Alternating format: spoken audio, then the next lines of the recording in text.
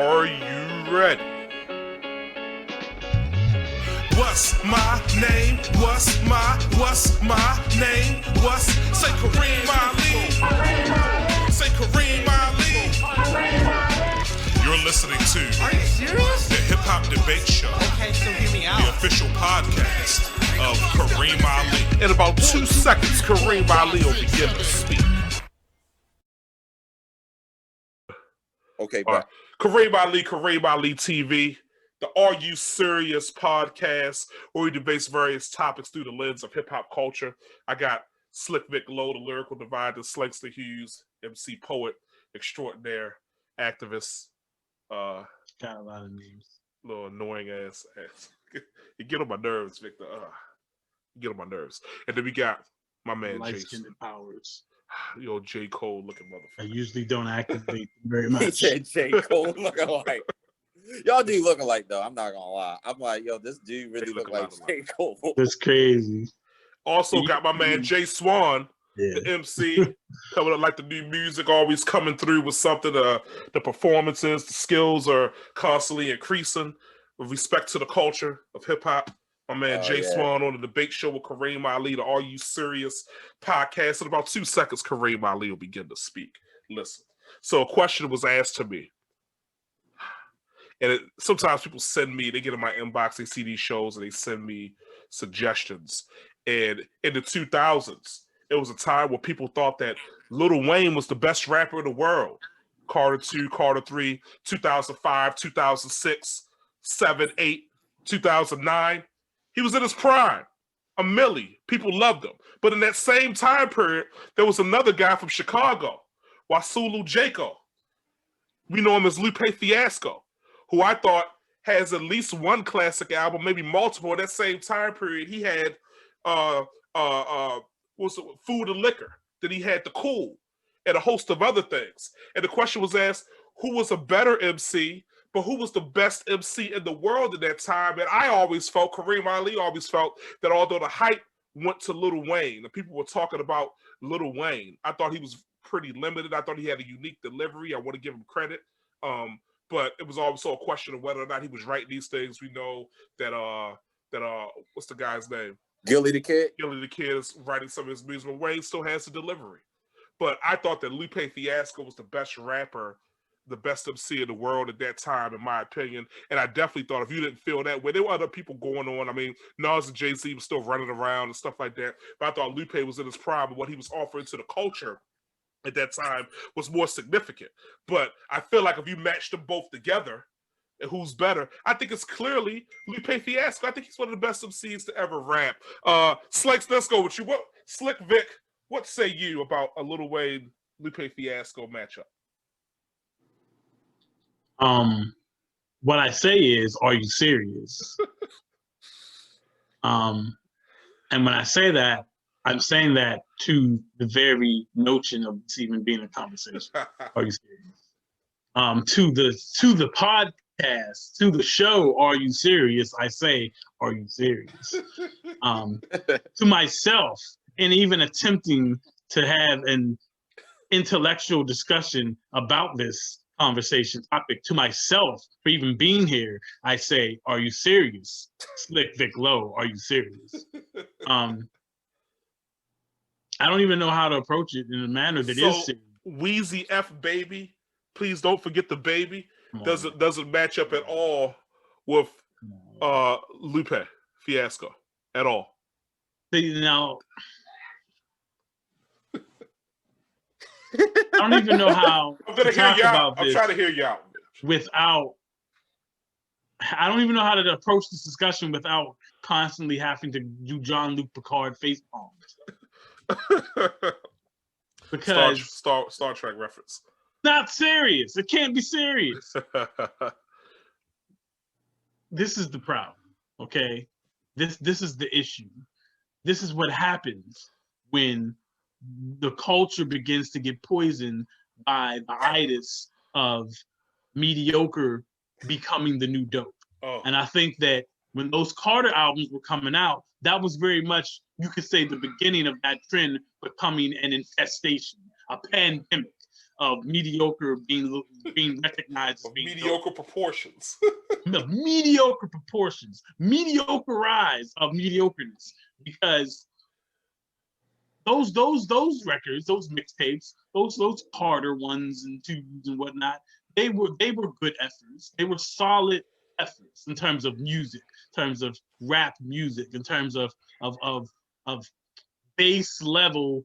This is decent hip hop that people can digest without trying really hard. But what happened was people were saying this is the greatest thing ever. This is the next life after death. This is the next ready to die. The Carter is the same as Reasonable Doubt and Illmatic. And to you hip hop culture, to you I say, are you serious? Are you serious? Man. And Joshua the Swan, moment, 1 second, but let's hold it right there. You said enough. I'll let you go on Lupe in a second. Joshua Swan, what did you say to Lupe versus Lil Wayne? And who was the best rapper, the best MC in the world from that time period where they both were coming out and developing and evolving as MCs in the mid to late 2000s? Well, I'm gonna say this: Lil Wayne had a good run. I mean, the Carter 1 and the Carter 2 were good albums, and I feel like that was lit. I felt like Lil Wayne was lyrically at his peak during those times. Okay. But it's not even close, man. It's not even a fair fight. Like, Lupe is lyrically, like, I would say one of the greatest of all time. And like it was like when he came into the game, it was kind of like a breath of fresh air. I agree. Breath of fresh air. And like Food and Liquor, I wasn't really on the Lupe when he first came out, but like my mans put me on the Lupe. And once I heard like, the Cool and a couple of mixtapes, that made me want to go revise, Food and Liquor. And I'm like, yo, this nigga is really nice. And I'm like, he is like on a totally different lyrical atmosphere. Yeah, it's different. I backflipped off the mattress they slept on me on. Lupe was, when I heard a mixtape, a friend of mine, Eli Jackson, when I was in junior college. It took me like 3 years to get a 2-year degree. It's a Kareem Ali a while. Listen. He put me onto a mixtape. It had Muhammad Walks on here. He was talking about Lupe with this. Like, who is this guy with this? What are you talking about? And I'm listening to him. And then when Food and Liquor came out, I swear I bumped it for like a year straight to the point that it was scratched. I mean, almost every track on there, I was just blown away by. And then, I mean, the song where he dug himself out of the grave and went back to the block that he first got shot on, where he used to sell drugs as a zombie. I mean, the level of storytelling and lyrical craftsmanship, not only was a breath of fresh air, it really breathed life. It literally breathed life into the art form and the culture, and let you know that as MCs coming up, that you can be lyrical and be dope and make great music and impact and influence people. Vic, what do you say about Lupe Fiasco? Any of those songs you just mentioned, I dare you play any of those and then play a million.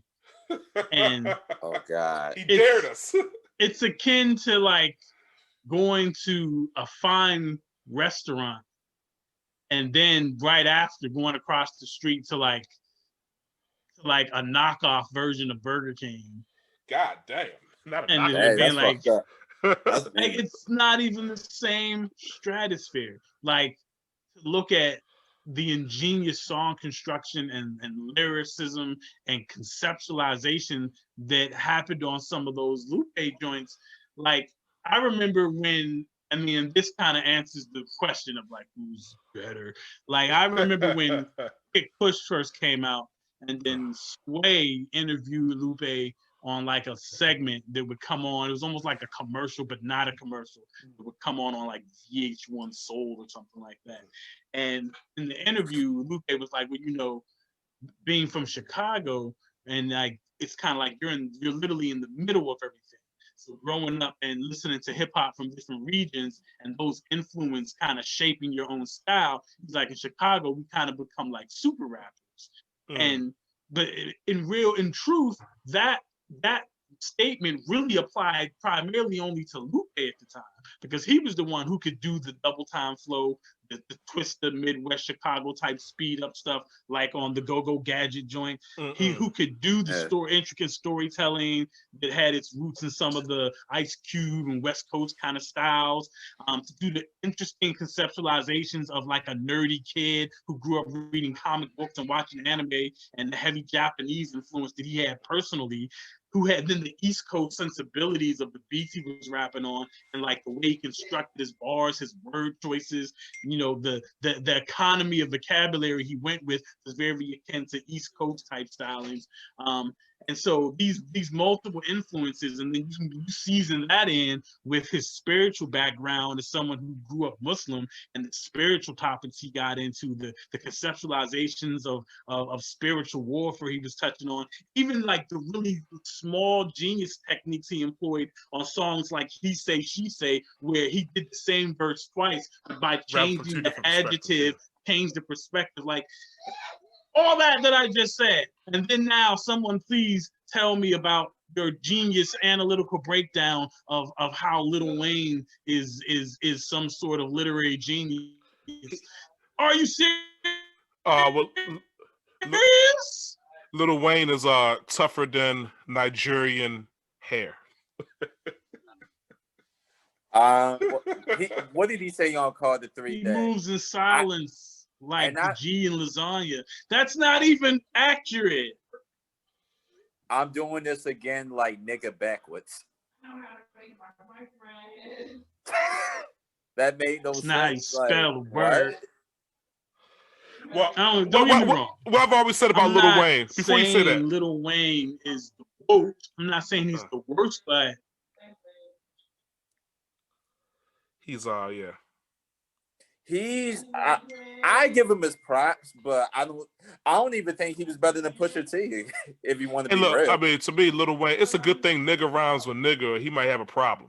I know he's not in the top 50 of all. To put him in the top 50 of all time is a disrespect.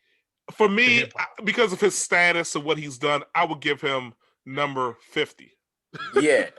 I would say the same thing. I would come in at 50. I would struggle. I would drastically struggle to squeeze him into the top 100. Just as lyricists and MCs, I wouldn't say that, but overall, as what he's done as a hip hop artist, I would say that he's integrate and dumb down the youth. That's what he's done as a hip hop artist. Well, it's a lot of people that we could talk about. He influenced this generation, but like that's unfortunate because they don't have the proper MC fundamentals because of following someone like Lil Wayne. A lot of them drool while they're talking and think it's a style, and they mumble their words when they rap. And Lil Wayne wasn't inventing mumble rap; he was on Surf.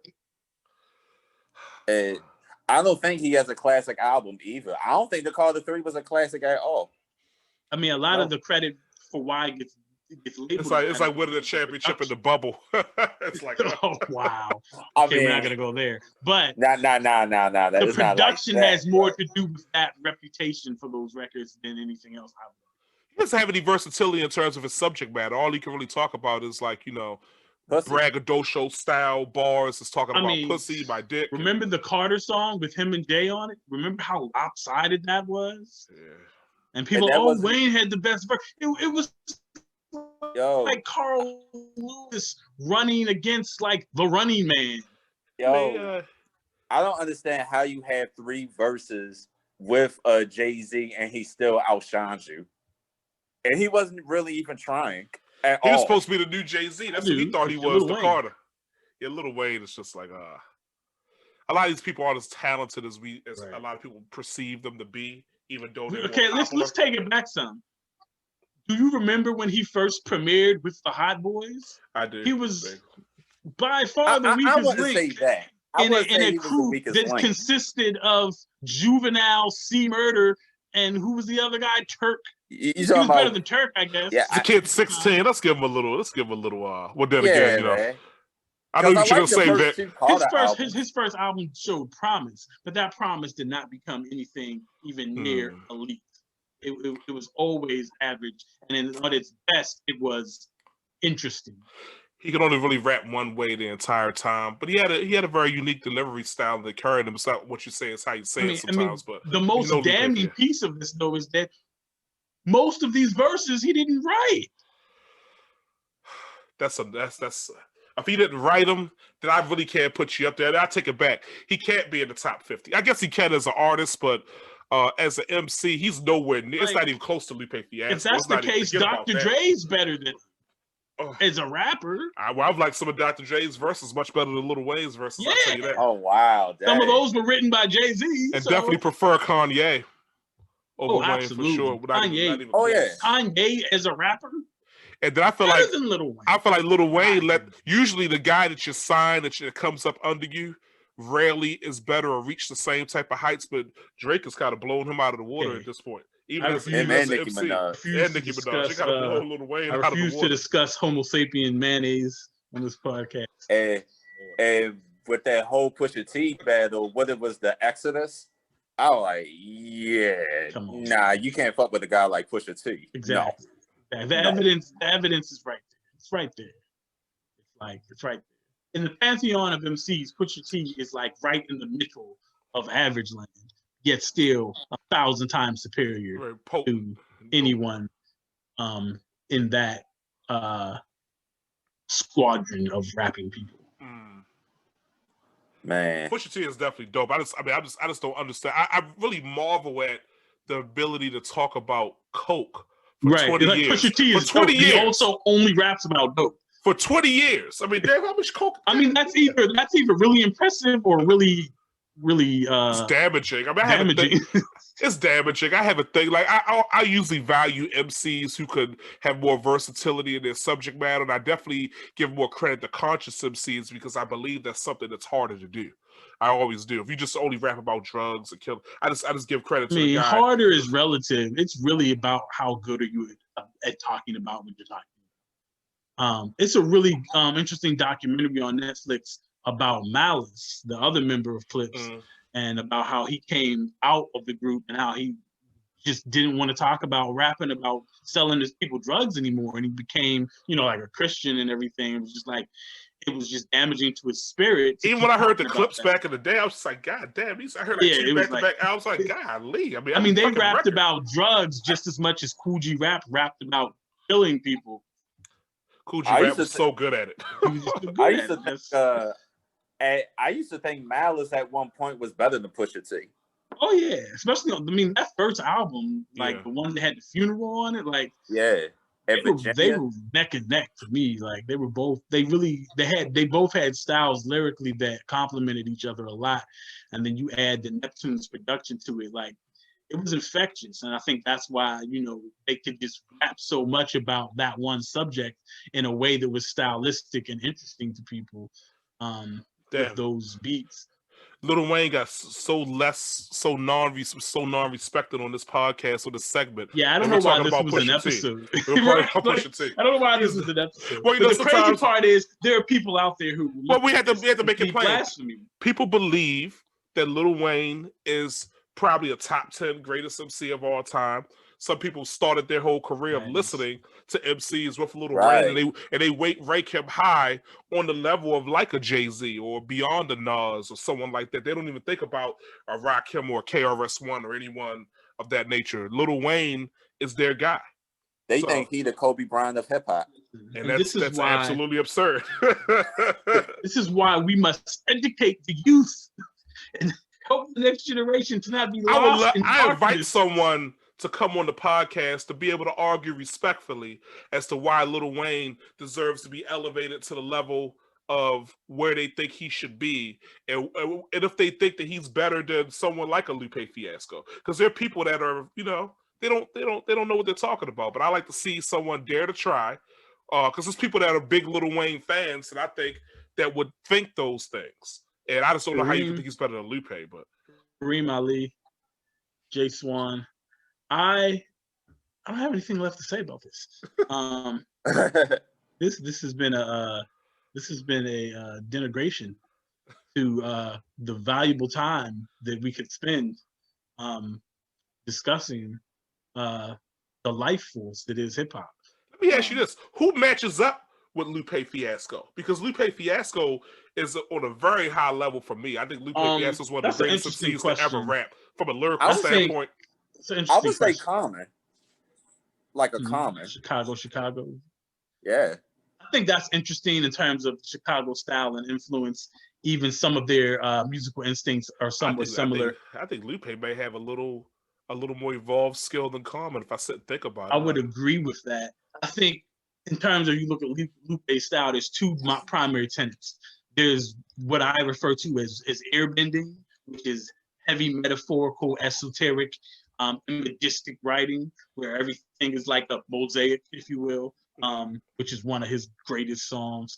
But there's also his lyricality, his approach to word choice and sounds and verbal gymnastics that is very, very rooted in like early to mid 90s East Coast rapping.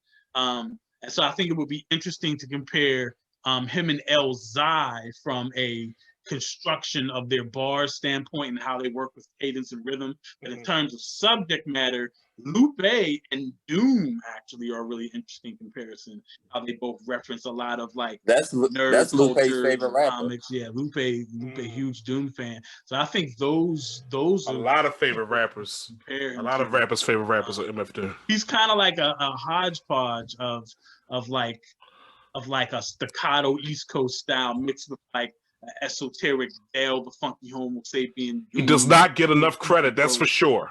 Lupe does not get enough credit for who and what he is. Mural and some of these songs, it's just the lyrical display that he puts on.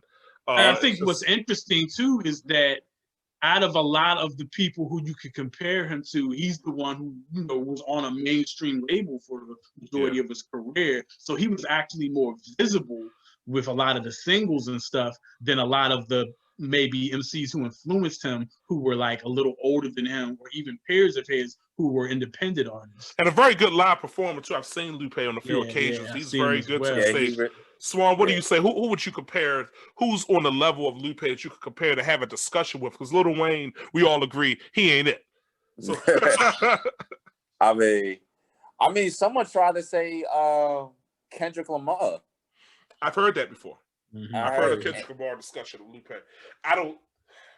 That's not completely out of hand, but it's not out of hand. But at one point, I was thinking, because I was caught up in the Kendrick hype for a little while, and some of the skills that he presented was impressive to me, and some of his subject matters Kendrick presented was impressive to me, especially in the last 5 years. But when I really sit and think about it, I don't really think he's touching Lupe. The comparison is there; he's earned the comparison, but I don't think he's quite as good as Fiasco. I propose that would actually make for an interesting episode.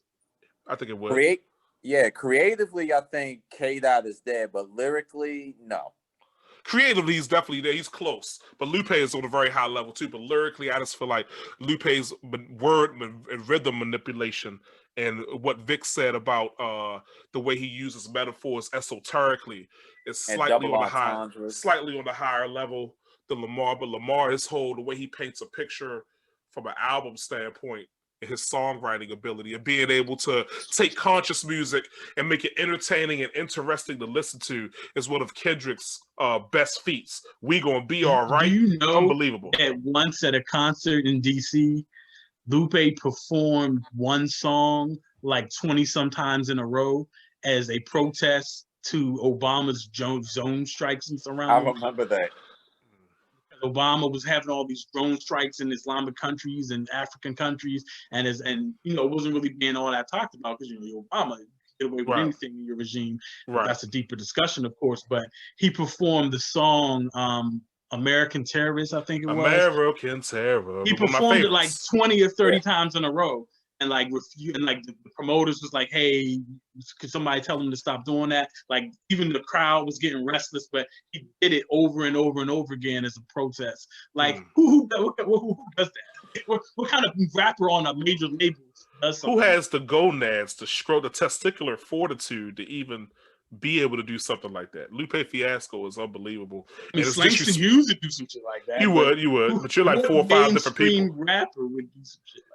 He's for the person that even suggested that Lil Wayne was on the level is very disrespectful to hip hop, the culture, and the art form as a whole. Who's this person? I'm not gonna put these. I've heard it from Bring people him over on the the years. show. I've heard it from people over the years, but to even consider There are plenty of Lil people. Wayne being on Lupe Fiasco's level, they really need to educate themselves about music.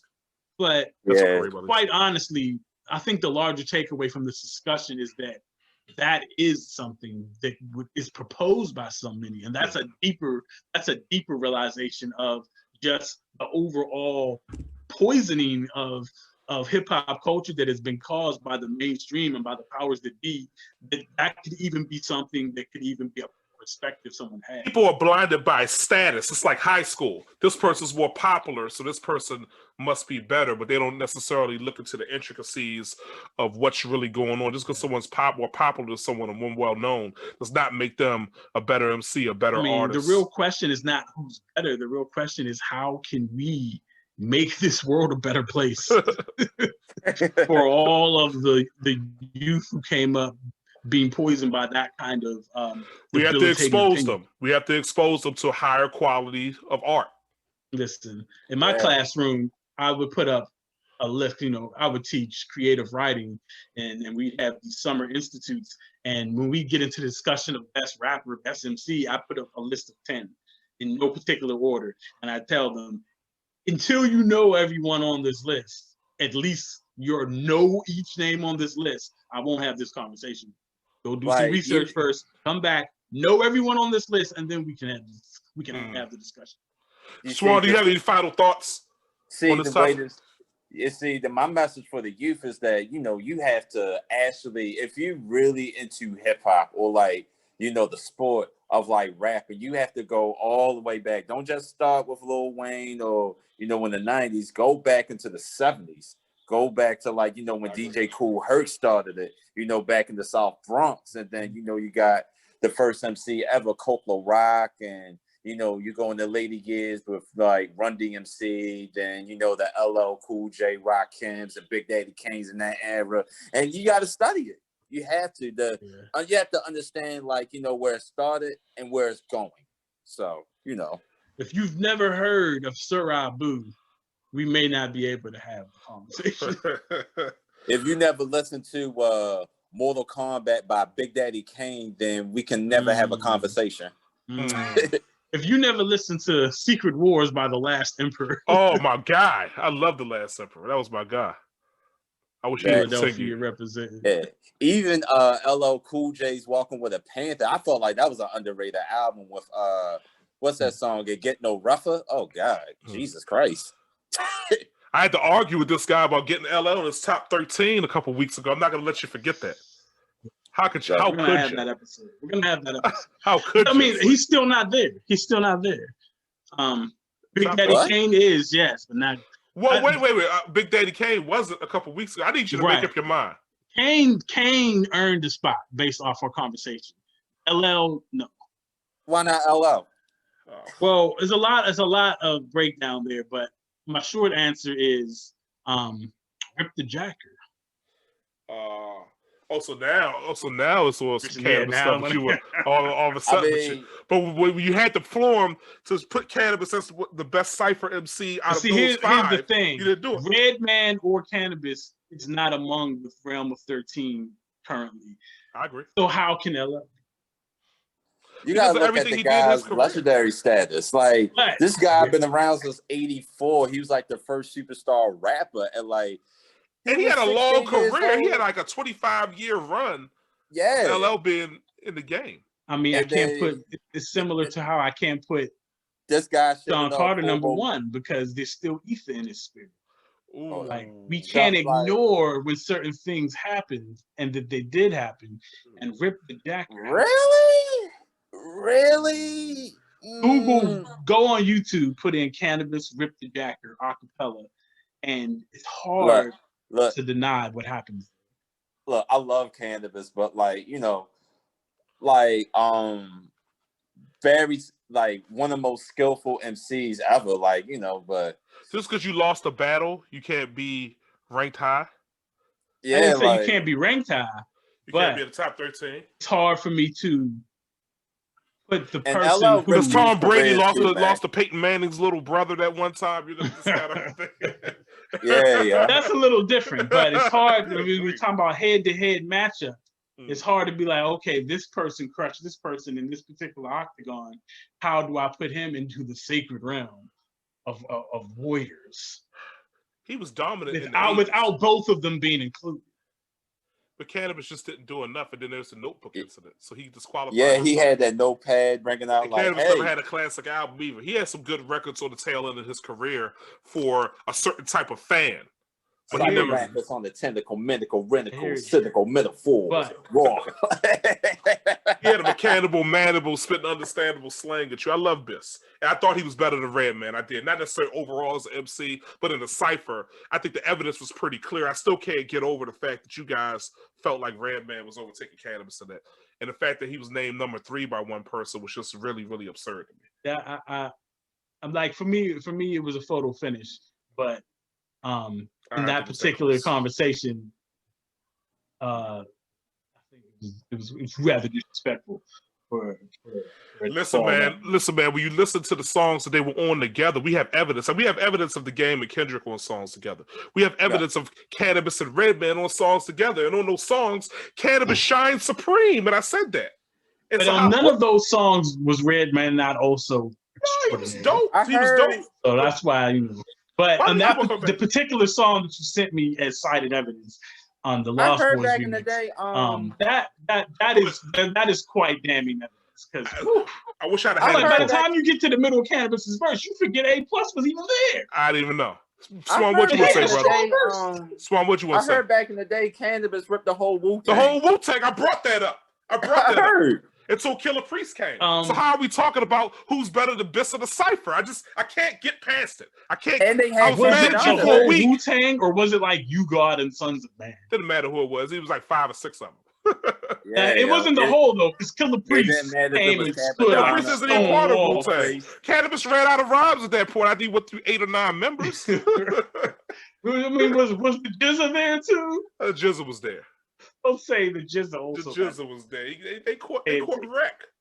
They caught wreck. I mean, it's interesting because I remember when the LL Cannabis situation was happening, and we would debate at lunchtime, and I used to be like, "What are y'all talking about?" Like, Wu-Tang would destroy both of them, and then the Wu-Tang thing happened. It was like, oh well. Maybe. Yeah, I mean, I think people just forgot. In real time, no one was saying anybody was really better than Cannabis at that time period.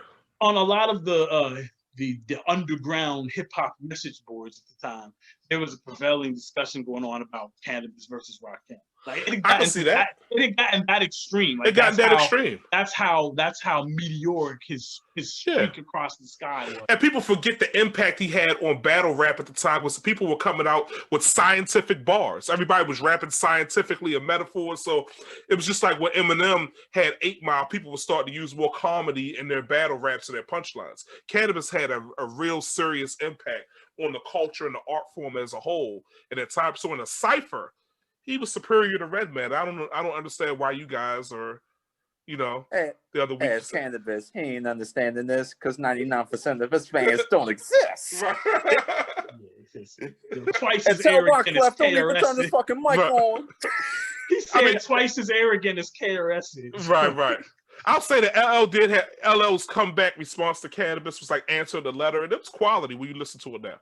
It was solid. It was. But so it was so much about the showmanship of the Ripper Returns, I think it was, the Ripper Strikes Back. Right. Like the showmanship was so strong, but if you really sat like and dissected what he was saying, like later on, even because at the time I was like, man, LL came back and destroyed him.